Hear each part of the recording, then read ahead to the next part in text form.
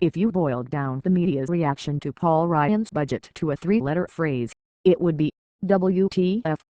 Most commentators and reporters are flummoxed that the new budget, released this morning, makes no concession to the fact that Republicans just ran a presidential campaign on these very ideas and were soundly defeated. Dig the incredulity in the lead to this New York Times report.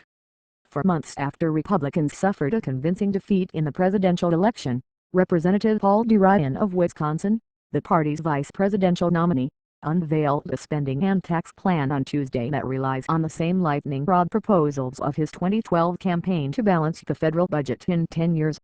You wouldn't know it from the media coverage, but some conservatives don't agree that Ryan's budget is a shockingly right-wing lightning rod proposal. They think it's too liberal, and they're deeply disillusioned by what they view as Ryan's breaking faith with the conservative movement.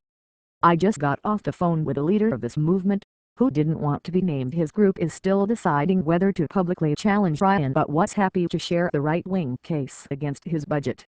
Here it is in a nutshell.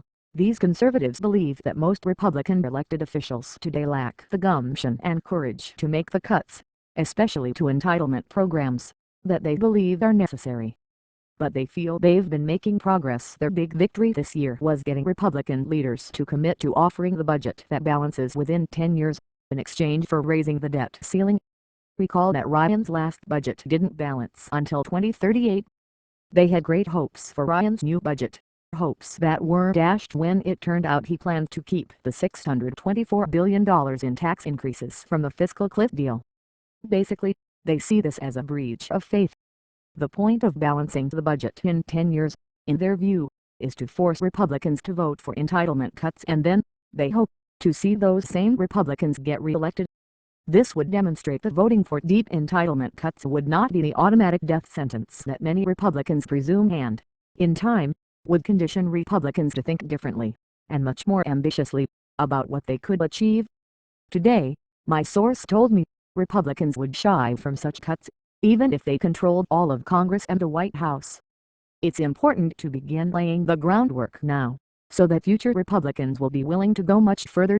Ryan's budget was supposed to be a key component of this plan, a great leap forward. But rather than balancing the hard way by cutting entitlements, it balances the easy way, by meekly accepting the Obama tax increase. In doing so, it disappoints conservatives who thought the 10-year window was going to be a game changer. Ryan's new budget follows the letter of the law, but not the spirit of the law. Ironically, these conservatives are upset for much the same reason as liberals are. Ryan's new budget isn't much different than his old one.